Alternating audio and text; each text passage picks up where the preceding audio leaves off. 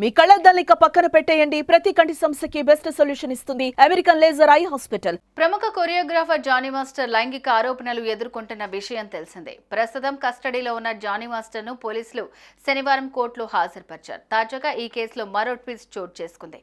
Johnny master భార్య సుమలత శనివారం film chamber of commerce లో ఫిర్యాదు చేసింది. ఇంతకు ఆమె ఫిర్యాదులో ఏం పేర్కొన్నది అనేది ఇప్పుడు తెలుసుకుందాం.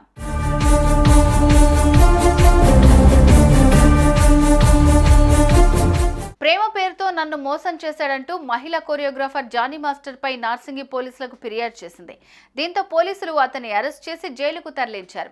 అయితే ప్రస్తుతం రిమాండ్ ఖైదీగా ఉన్న జానీ మాస్టర్ ను విచారణ నిమిత్తం పోలీసులు ఇటీవల కస్టడీలోకి తీసుకున్నారు. అయితే ఇదే సమయంలో జానీ మాస్టర్ భార్య సుమలత శనివారం ఫిలిం ఛాంబర్ ఆఫ్ కామర్స్ లో బాధితురాలపై ఫిర్యాదు చేసింది. ఇంతకు ఆమె ఫిర్యాదులో ఏం తెలిపిందో ఒకసారి చూద్దాం.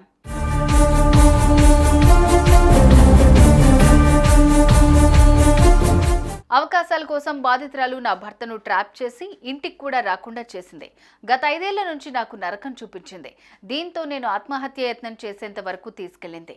ఇంతేకాదు జానీని ఇంటికి రానివ్వలేదని, పెళ్లి చేసుకోవాలని నిత్యం వేధించేదని ఆమె ఫిర్యాదులో పేర్కొంది.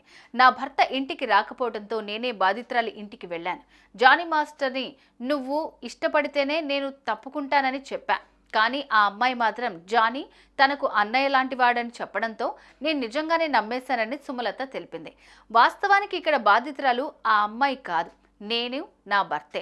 ఆ అమ్మాయికి తన భర్తతో పాటు చాలా మందితో సంబంధం ఉందని, ఈ విషయం తెలిసి తన భర్త ఆమెను దూరం పెట్టాడని సుమలత పేర్కొంది.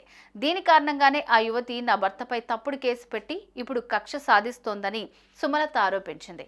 ఆ అమ్మాయితో పాటు వాళ్ళ అమ్మ కూడా నన్ను, నా భర్తను వేధించారని, ఇలా తప్పుడు కేసులు పెట్టిన ఆ తల్లి కూతుళ్లపై చర్యలు తీసుకోవాలని కోరింది. తనకు, తన పిల్లలకు ఏం జరిగినా పూర్తి బాధ్యత వారిదేనని, ఎలాగైనా తమకు న్యాయం చేయాలంటూ జానీ మాస్టర్ భార్య Sumalatha film chamber of commerce కు ఫిర్యాదు చేసింది.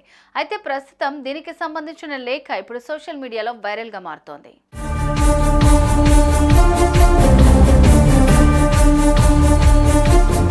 మరి సుమలత ఫిర్యాదుపై ఫిలిం ఛాంబర్ ఆఫ్ కామర్స్ స్పందిస్తుందా?